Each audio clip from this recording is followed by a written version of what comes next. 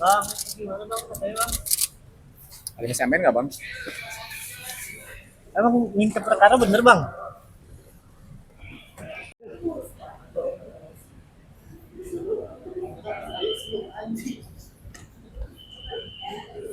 Lakukan penetapan tersangka kepada yang bersangkutan, tentu penyidik kemudian butuh untuk melakukan pendalaman lagi berkaitan dengan dugaan praktik-praktik pemerasan yang dilakukan oleh oknum yang bersangkutan kepada Bupati Pemalang. Mekanisme, kemudian polanya seperti apa, semuanya pasti didalami kepada yang bersangkutan. Termasuk juga pemeriksaan-pemeriksaan kepada tersangka lainnya, tentu juga itu dibutuhkan oleh penyidik ke depannya.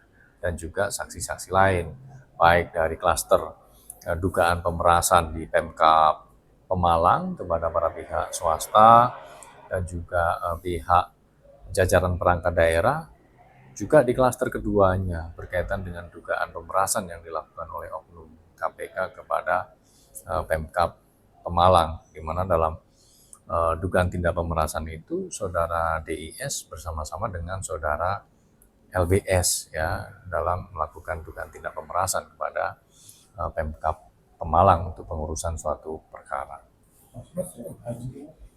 Antara percakapan DIS dengan LBS selaku anak, tim menemukan analisa di dalam HP-nya itu selalu menggunakan timer.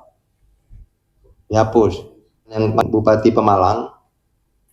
Jadi BB apa yang kemudian kita bisa tetapkan salah satu pegawai KPK DIS ya sebagai tersangka, karena memang selain keterangan-keterangan masing-masing pihak, baik dari sisi bupati dan orang kepercayaannya, kemudian dari sisi LBS selaku orang tua tersangka juga menyampaikan fakta yang berkesesuaian antara keterangan berikut dokumen dan barang bukti elektronik. Kita sudah mengamankan barang bukti atau HP milik tersangka DIS, dan kita menemukan penyidik ada kejanggalan gitu. Ini gambarannya sedikit, walaupun belum tidak dapat kita sampaikan semua ya, tapi ada gambaran petunjuk yang memperkuat hingga kemudian yang bersangkutan kita tetapkan tersangka. Contoh misalkan ini salah satu contoh analisa yang mungkin bisa digambarkan oleh teman-teman pers ya, bahwa antara percakapan DIS dengan LBS selaku anak, tim menemukan analisa di dalam HP-nya itu selalu menggunakan timer. Dihapus. Padahal di sisi lain, percakapan antara tersangka DS dengan pihak-pihak lain, misalkan dengan staf-staf pegawai di KPK atau pihak lain gitu, itu tidak menggunakan itu. Nah, coba kita bayangkan, kita dengan orang tua kita sendiri saja misalkan, kenapa harus timer? Sedangkan yang dengan yang lain yang notabene mungkin lebih untung atau lebih urgent atau lebih hati-hati, tidak ada chattingan seperti itu gitu. Nah, ini salah satunya. Di samping juga banyak misalkan barang bukti lain dan kesesuaian dengan fakta-fakta di keterangan bahwa pernah menerima transfer atau pemberian dari LBS. Seperti itu ya, Mas Ren. Baik, kemudian Oh iya, pasti ini sebagai sebuah introspeksi ya. Artinya bagaimana sistem keamanan data, sistem keamanan informasi yang ada di KPK supaya tidak terulang kembali permasalahan-permasalahan yang kemudian ya setidaknya ini kan sedikit banyak berpengaruh terhadap secara moral, secara mental, secara kinerja apa yang dilakukan. Tetapi juga sebuah bahan introspeksi untuk memperbaiki sekali lagi sistem yang ada di kami. Kemarin sudah kami bahas supaya tidak terulang kembali, tidak terjadi kembali, dan pasti ada pertanggungjawaban, gitu. Supaya beberapa terkait masalah dokumen, informasi, memang hanya pihak-pihak tertentu saja sampai pimpinan itu betul-betul bisa terjaga. Berarti evaluasi yang akan dilakukan apa Pak?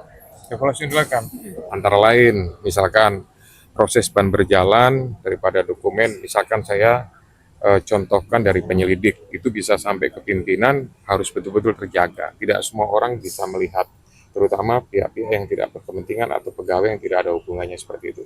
Kalau misalkan masuk di bagian administrasi pun setidaknya ada log, ada histori, ada catatan siapa yang melihat itu jam berapa lama ada di situ, sehingga nanti manakala ada sesuatu yang mungkin salah atau mungkin ada hal yang nggak pas, kita bisa tahu semua, pimpinan bisa melacak gitu, bisa men-tracing bahwa ini macetnya di mana, ini keluarnya di mana, ini siapa yang kemudian melakukan sesuatu yang mungkin bisa menyalahgunakan.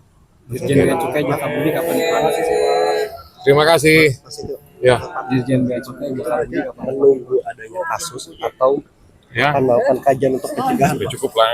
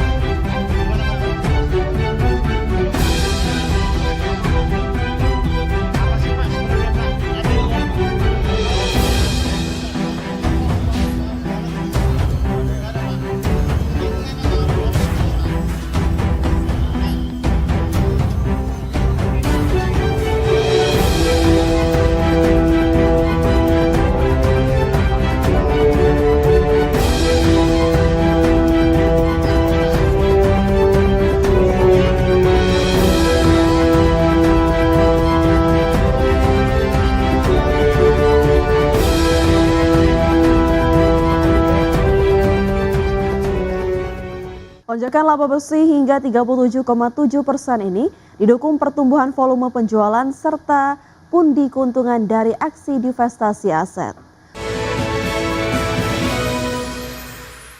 PT Unilever Indonesia Tbk membukukan lompatan kinerja keuangan yang solid sepanjang semester 1 tahun 2026. Lonjakan laba bersih hingga 37,7% ini didukung pertumbuhan volume penjualan serta pundi keuntungan dari aksi divestasi aset. PT Unilever Indonesia Tbk mencatatkan lonjakan laba bersih sebesar 37,7% menjadi 2,97 triliun rupiah pada semester 1 tahun 2026. Perolehan tersebut melesat dibanding periode sama tahun lalu sebesar 2,16 triliun rupiah. Penjualan bersih emiten berkode UNVR ini naik 7,05% mencapai 16,9 triliun rupiah dengan penopang utama segmen perawatan tubuh serta kebutuhan rumah tangga. Aksi penjualan aset dari operasi yang dihentikan menjadi pendorong utama lonjakan laba perseroan. Unilever Indonesia membukukan laba penjualan operasi yang dihentikan mencapai 870,27 miliar rupiah.